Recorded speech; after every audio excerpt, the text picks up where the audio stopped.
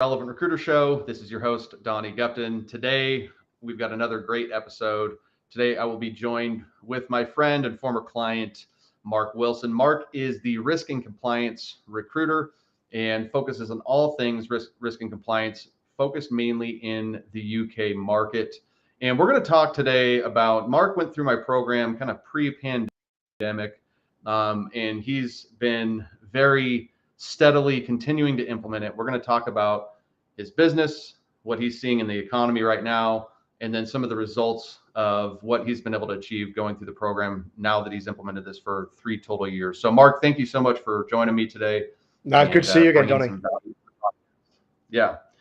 So let's dive in. I mean, I mentioned that you're in the UK, and I know you're somewhere in the middle of the UK. So before we get into the fun, like where are you? I'm on the Herefordshire, Worcestershire borders, which probably won't mean anything to most people. I'm nearer to Wales than I am to London. Okay. So, sort of west side of central of England. Yeah. Perfect. So tell us about your journey, Mark. I mean, how did you get into recruiting? Let's go a couple steps back before we get into the good stuff here. Yeah, how did you get into recruiting, and what inspired you to start your own business? Okay, so I fell into recruitment, as a lot of people did back in my generation. It wasn't a vocation of choice. Bizarre. I left university and I was a teacher, and I started to get disillusioned with teaching after about 10 years, which a lot of people do. And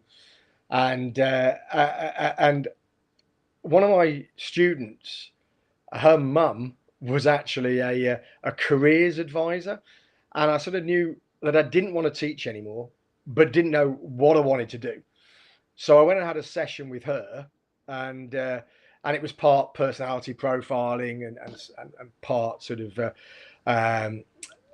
did sort of and a lot of verbal reasoning, numerical reasoning tests, things like that. And she came up with recruitment consultancy, and at that point I didn't have a clue what it was. But what she picked up on was very competitive, obviously fairly gregarious as well and outgoing, and this. So that was the first time I'd not heard of it as a career, a job, anything like that.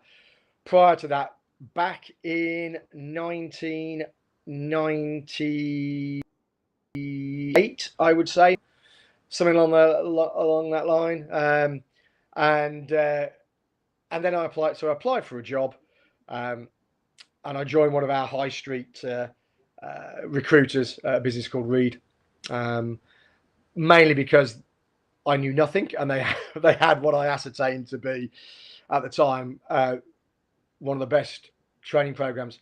So that was back then. Fast forward the best part of 15 years then. So I'd gone through, I'd worked high street agency, then I'd gone to a more professional recruiter, as it were. Then I went to a search firm, and at the search firm, I was basically left to my own devices. And I didn't have a lot. There was support there for me in terms of admin support if I wanted it, but I'm a bit of a control freak, and I like doing my own things, like doing my own interview confirmations and all that. Right. And it got me thinking that basically I'm effectively renting a seat, a computer, and a telephone line off these guys. And that's about it. I was left to my own devices, which was great. I don't like being micromanaged or anything like that.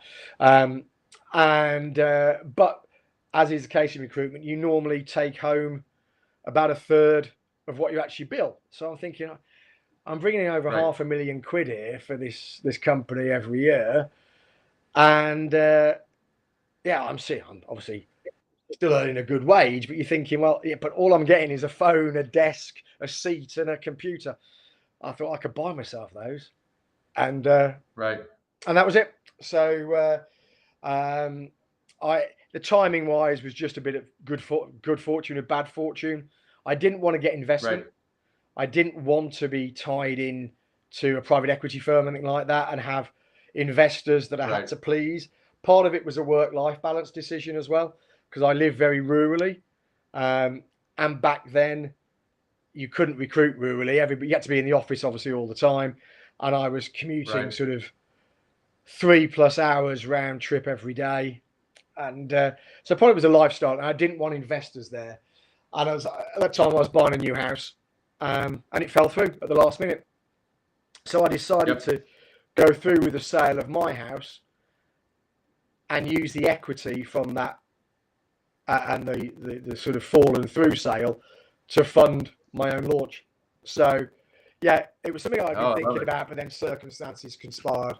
And that was 2012, and here we are in 2023.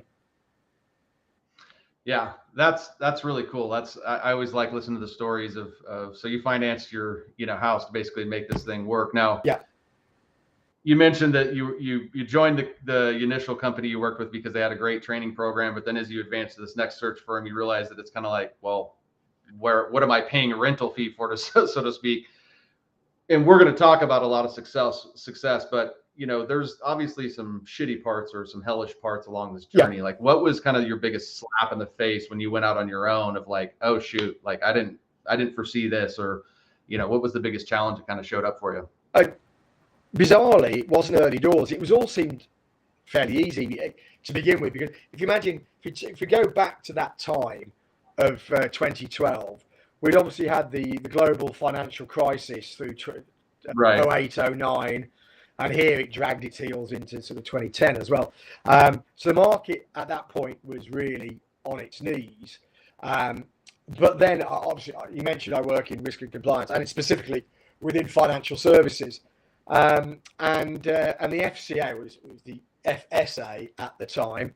But the FCA, which is the Financial Conduct Authority, brought in a lot of regulation into the financial services market here in the UK to basically prevent another financial crisis like that happening again. So we had a bit of a real positive time to launch a business, because the market as a whole was rebounding after the recession caused by that global financial crisis. And then in addition, the FSA at the time, as I say, now the FCA, was bringing in all this new regulation for the financial services sector. So it was a bit of a perfect storm. So early days, it was very, very good. It then started to go a little. I was very fortunate. I had 2 very big clients. And I did most of their business for them. A couple of a global bank and a global investment bank, and their recruitment volumes were very high. They both, during that time, established new offices in new locations, and they were both cash cows, and serious cash cows. The problem was they were responsible for 80% of my revenue.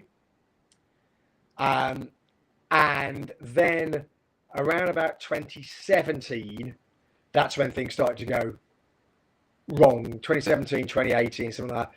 Both of them, for different reasons, had major challenges themselves. And both of them effectively brought in global recruitment freezes. And so 80% of my revenue disappeared overnight. And I'd been a bit lazy. I'd also, during this time, I'd met my now wife. I'd inherited three kids, and it was great. I was getting this work coming in and able to spend time with my wife, or my soon-to-be wife, my new family, etc. And virtually no effort went into business development at all. Right. Because I had these cash cows, and in came the business. And then they weren't there.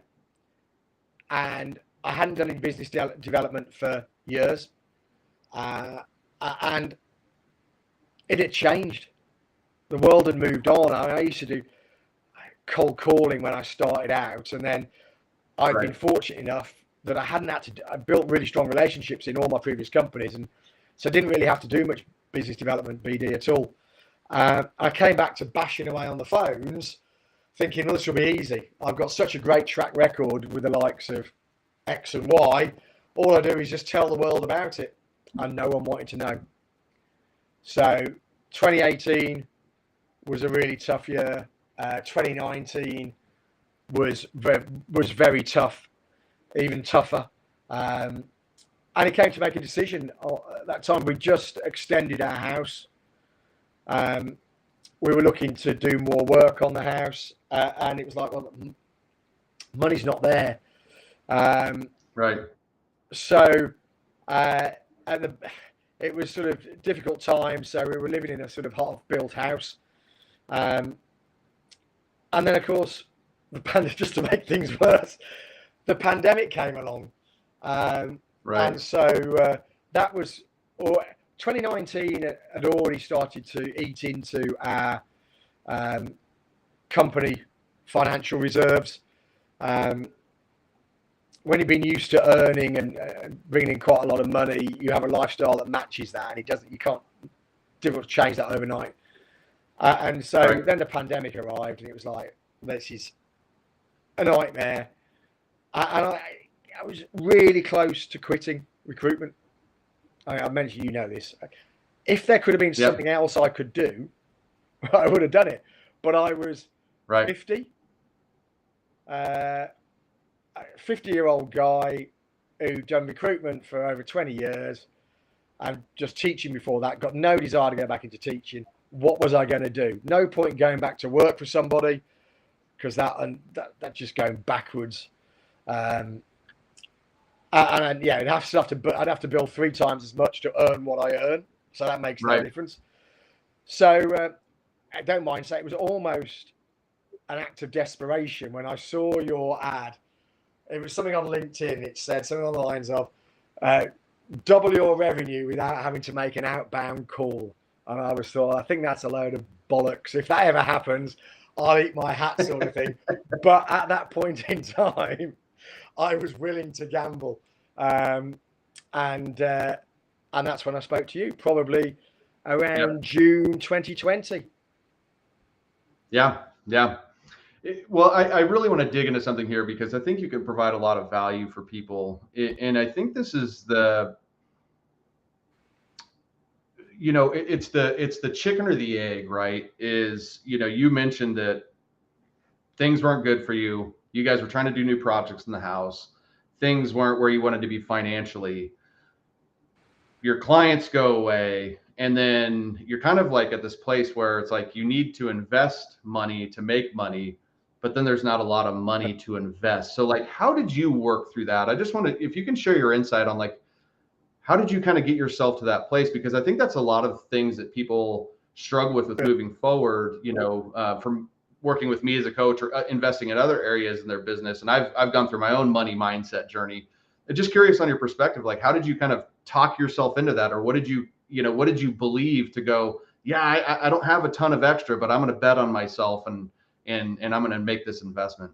Part of it was, at that time I was backed up against the wall, and it was sort of like, there was no opportunity to do anything else, etc. It was either change something or you will fail. And then where do you go if you fail? So that's the first thing. Second thing I do, and this applies to everything, is I look at trying to view everything in terms of what I need to do to make a return on that investment. So, for example, I'll give you a different example, but LinkedIn, I use a LinkedIn recruiter package, and I actually have, the business is just me, for anybody who doesn't know. The business is just me. I actually have 20 advert slots with LinkedIn, which may seem like a lot, but it gives me flexibility. Now that lot costs me over 7,000 sterling a quarter. So it cost me nearly £30,000 a year. And some people say, my God, that is ridiculous. Yeah. You were a sole practitioner. How can you justify that outlay? And I look at it and think, well, that's one senior placement. So if I can use that system well enough to generate either one senior placement or a couple of sort of middle management placements, for example, then it's paid for itself. And I've got an entire year to do that. The reality is that LinkedIn brings in at least, I would say, anywhere between 5 and 10 times that per annum. Right. Depending on the year. Which is, so for me, it's a no-brainer. I have that as a no. But would I have spent that money 5 years ago? No, because I hadn't spent my money with you to learn how to use LinkedIn properly. So same thing came down with you. It was sort of like, yes, it was an outlay at a difficult time when money was short. There's no two ways about it. But what it promised me, I could see that having a very, very quick return on investment. Yeah, we're not. Yeah, so we're not talking anywhere near the levels of LinkedIn in terms of the investment there. And it was okay. So if I can generate through this 1 or 2 roles, then that's paid for itself over and over and over again.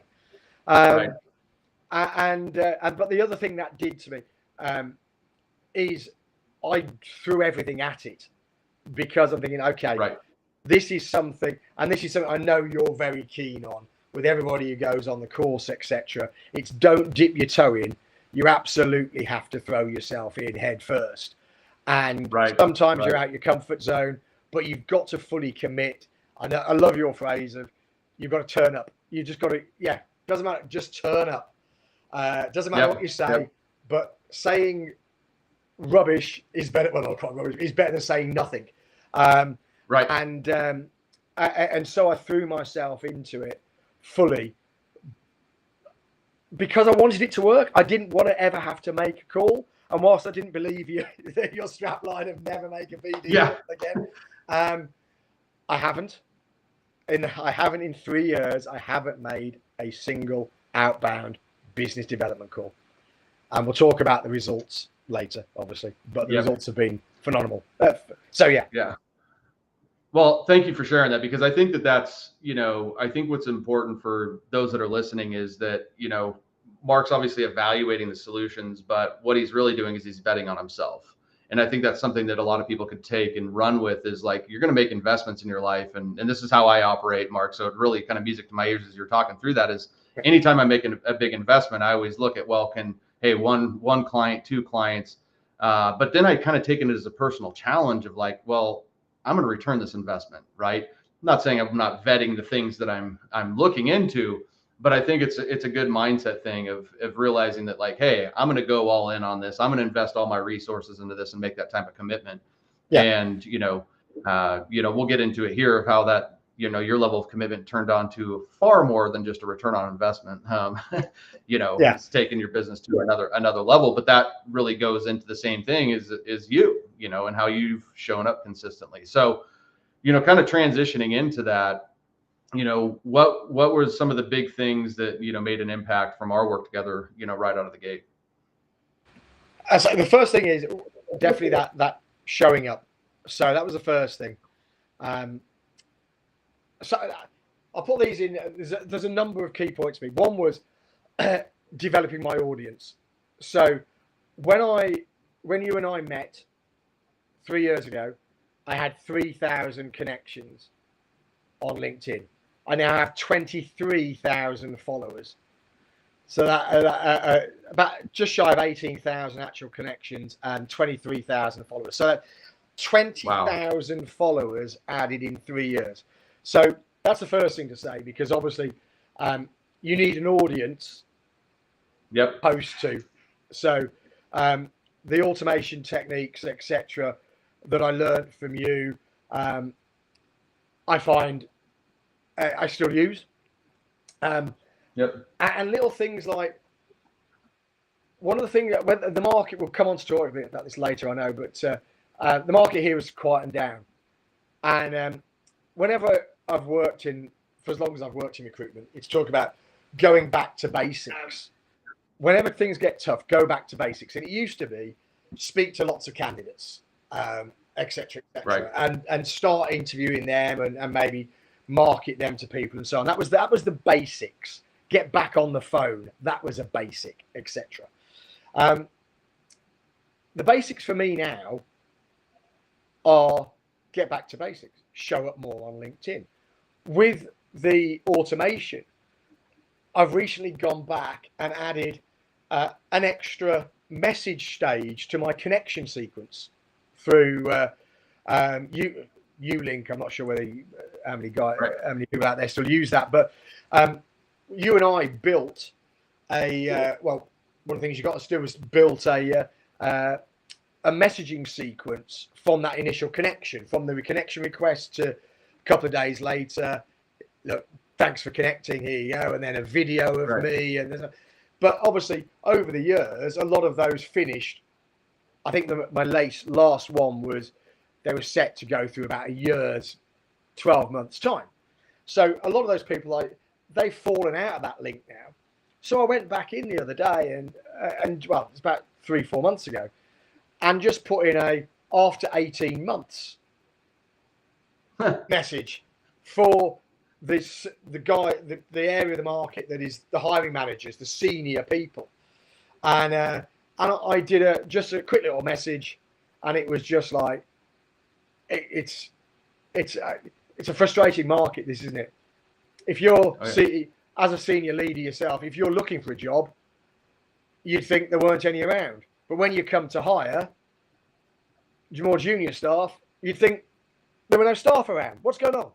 And yeah, if you have any of those frustrations, give me a shout and we can talk them through. And just adding that one little extra, which then started going back out to a lot of people that maybe I hadn't directly messaged for a while, bought in business. So now to me, going back to basics is just tweaking a bit of the marketing campaign. Going from, I used to, obviously when I started out, I was posting on LinkedIn 5 days a week. Now, when I've got very busy, it dropped down to 2 days a week, but I try to make those 2 days as, that's all original content. I then used to post jobs, etc. as well.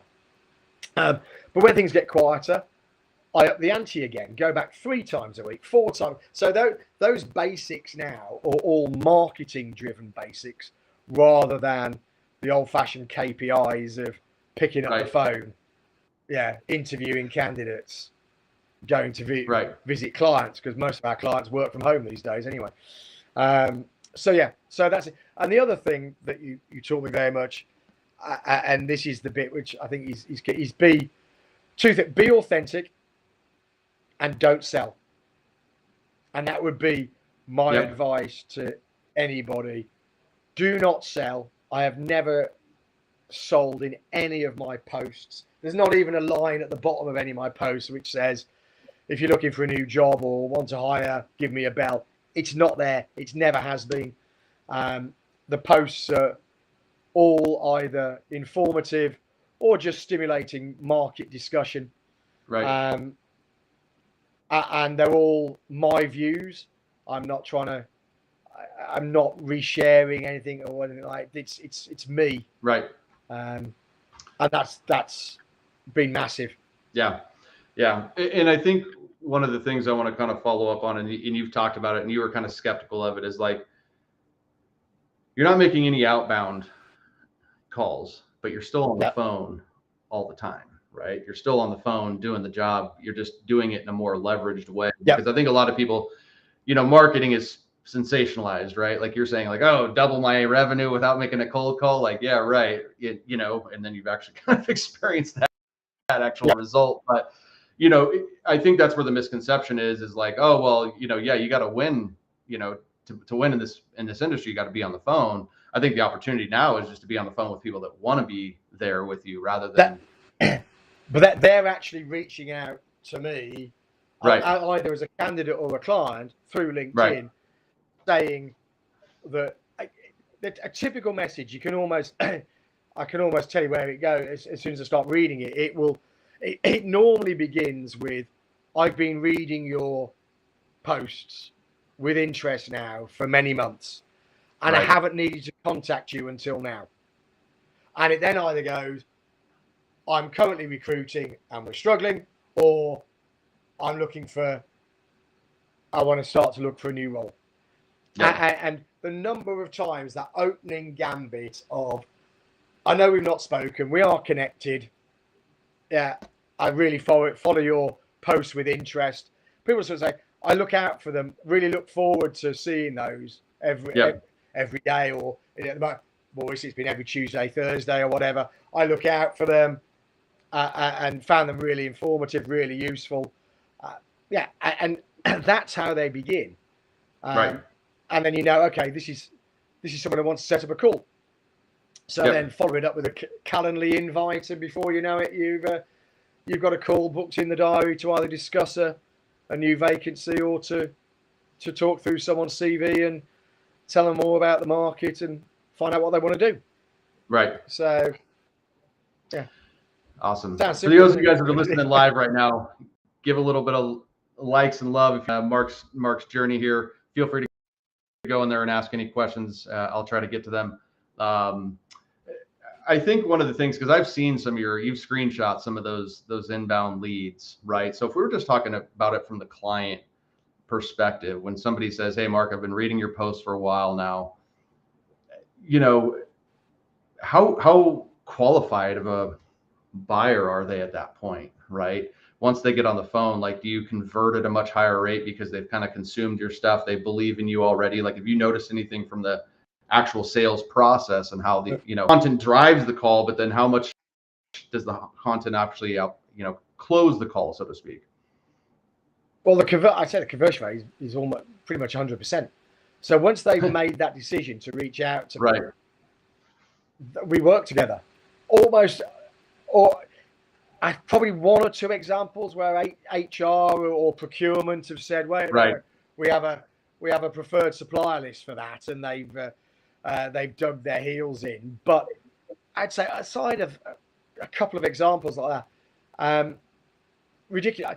To give you an idea as well, I think in 2021, I concluded business. This is actually completed business with over 20 new clients in a year. Wow. So that's 2 new clients per month, all as a result of LinkedIn messages that they've sent me. Wow. That's bonkers. This is excellent. That's awesome. Yeah. So, this is one of those things. Go ahead. No, carry on. One of the things I think that, people that go through my program experience and other people that experience, that aren't necessarily working with me, but like when you go on the content journey, you usually don't get instant validation. You don't post your first piece of content and then get the inbound lead. So what's your advice to somebody who's getting started on this that, maybe hasn't seen what they want? Because we're in a society now that wants instant gratification, right? Hey, I posted and I hear this, like I posted, but I'm not seeing any results. Like, what's your message to people in terms of just kind of sticking with it and what you've seen as a result of that? Yeah, it's like a snowball effect, essentially. If you got when I started out, you are. It's like things like Strava. If any of you got Strava, and you post a run on Strava, I don't know whether you have that in the States, but it's a running app, and you post your run on there. Think I've done a really good run, and then you sit there waiting for people to like it and give you kudos, and you're thinking like, wait there, I've just bust a gut out there, and no one's giving me kudos for that run. It's a bit like that when you create content and you go, that's taken me a good hour in some cases, early doors, and I've got a couple of people liking it. But what you got to bear in mind is that first it's linked to your audience. So as you continue to grow your audience, but then it's slow, but people start to look at, especially now people can follow you. That makes a big difference on LinkedIn as well. Yep. But you get momentum going. You keep turning up regularly, people will see that and they'll start speaking to their colleagues and say, oh, have you seen this guy or this lady on LinkedIn? Have you read their stuff? It's really interesting. So, and it just gets momentum. And once that, it can become quite a powerful thing once that runs away. And I was quite fortunate, to have that ridiculous response to a post in September, I think it was 2020. Yep. So last count was about 6 million impressions, It's crazy. over 150,000 reactions, something like that, maybe over 200,000 reactions. There were over 10,000 comments or something ridiculous. That's crazy. And then what you don't realize, that's the sort of headlines that you see, but behind the scenes, that itself led to over 500, I think it was, connection requests. Wow. Off the back of one post. Yep. Yeah, I've never done anywhere near that again since, but that was just right post at the right time. It was a true story that just sort of rang true with a lot of people. Yeah. But even today, I'll have posts that I'll have 20 people. One post will get 20 people react to it. Another post will have 300. Yep. Because I've got an audience of 23,000. So actually, that's not overly successful, is it? So, but I'm more interested in the impressions than anything these days, and making sure. So I do keep an eye on that, and they've just tweaked the algorithm again, haven't they? All recently, which all of a sudden I started to notice things change. And okay, I'm not getting them. And then he said, okay, I listened to something that you said. You did a video, and I just tweaked things and experimented again. And okay, what's working better now? And then you find a way. Okay, that was a little tweak. That seems to have done things. I'll continue with that. But just keep going, and it will snowball. It will. You will get that traction. Right. And I want to just kind of use it as it's like, the reason why keep going, Mark, why keep going. And I think the biggest thing that we can tell people is, well, what has that done to your pocketbook? What has that done to your revenue? Yeah. Why should I keep going?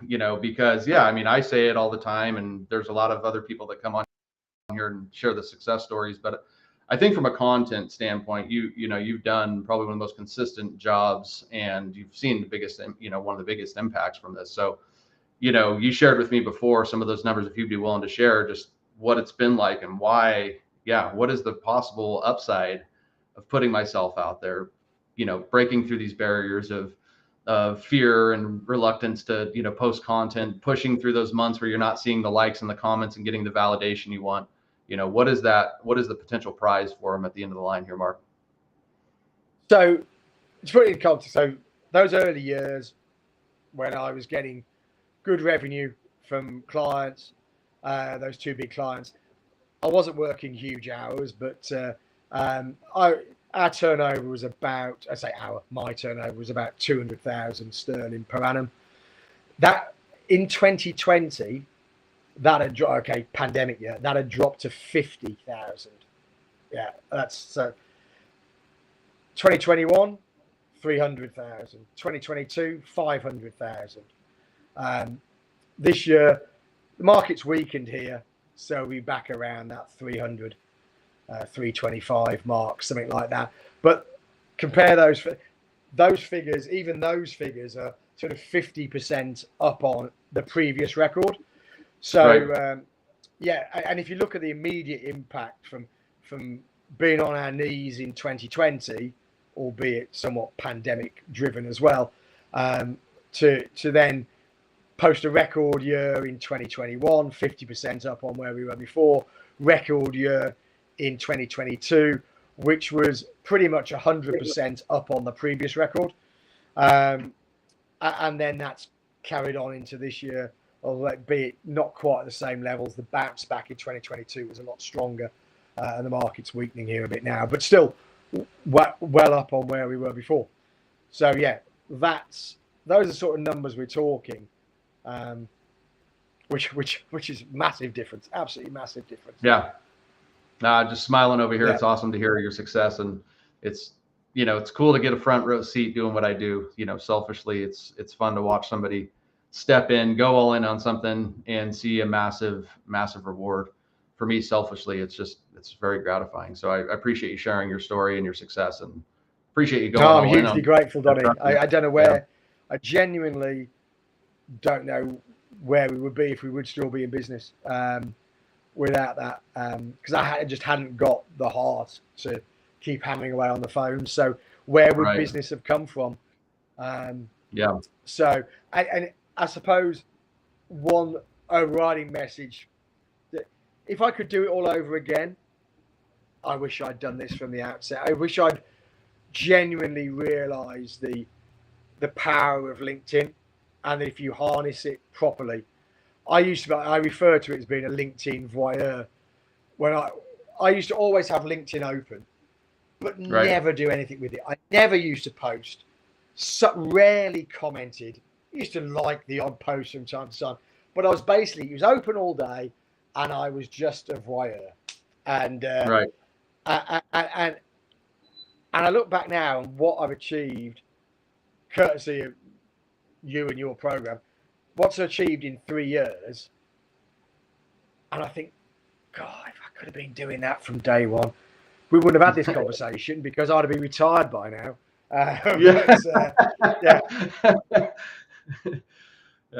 Seriously, it would have made that much difference.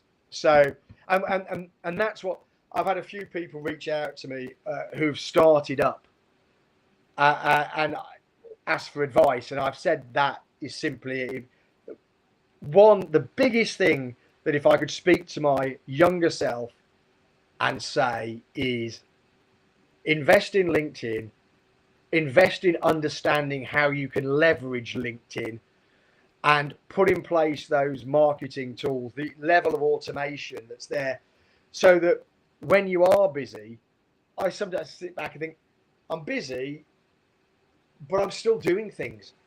I've still got all this automation. Yeah, I write. One thing I think is really useful. I love this scheduling thing on LinkedIn now for posts. Yep. Because some days it's not easy to show up all the time. Think against you. Right. So you will know this, Di, but I put aside some time in my diary every week, Tuesday mornings. It's called a creative session. And back in those days, I used to use it to write adverts and write posts.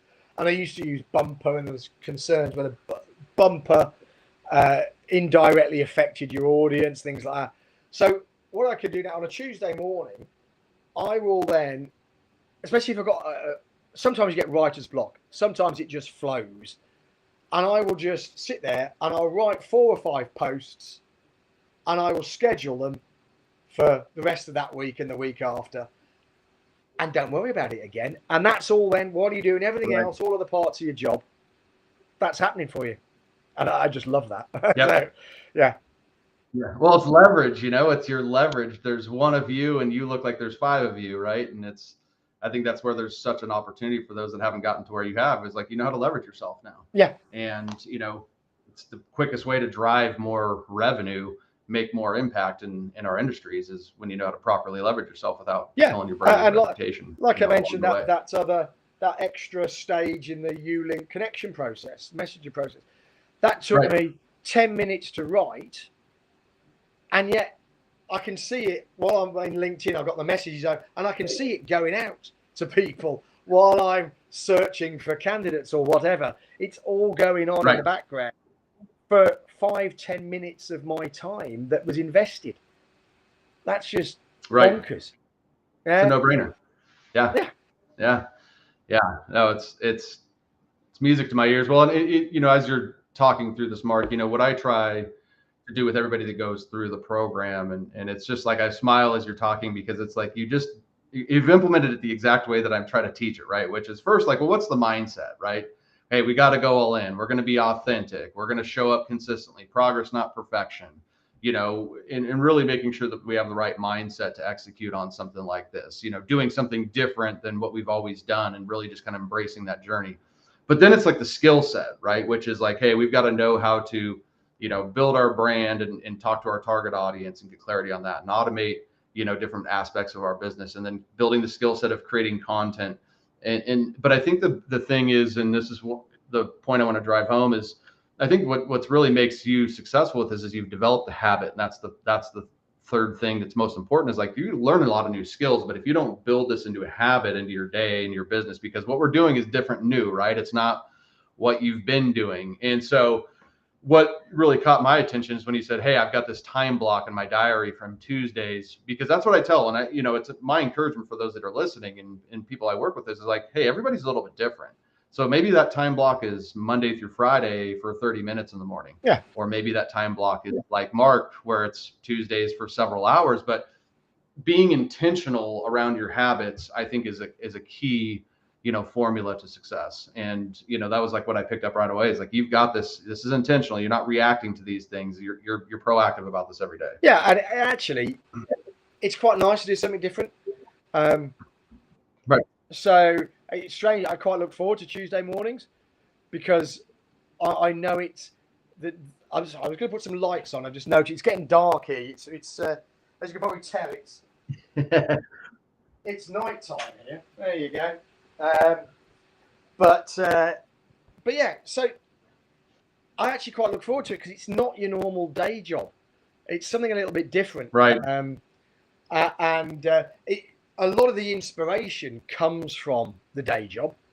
Right. Absolutely. So a lot of the inspiration for posts comes from if I'm speaking to people, a candidate asks a question, and you think, well, if they want to know the answer to that, then I'm sure other people do. Or a client asks a question, or a client screws up and they dilly-dally or whatever and lose somebody. The day job drives the content. And I say, some days it just comes to you, and you can just think, a couple of things as well that you said. You said to me, never be afraid to regurgitate old things, as in repeat old posts. Yep. So if I have got writer's block, which happens fairly regularly sometimes of the year, I will just go back and look at posts from a year ago, 2 years ago, and just tweak them for today. The other thing is, which I've been doing more of recently, is you can spread things out a little bit. So rather than just writing one post on interview advice, then write that one post, but don't post it.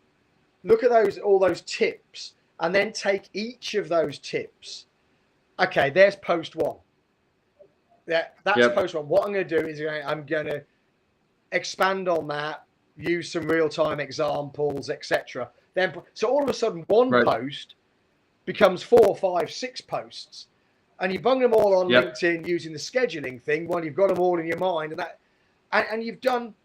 Depending on how often in my case, you've done 2 weeks worth of posts. Right. Easy. Right. Don't have to think about it again for a couple of weeks.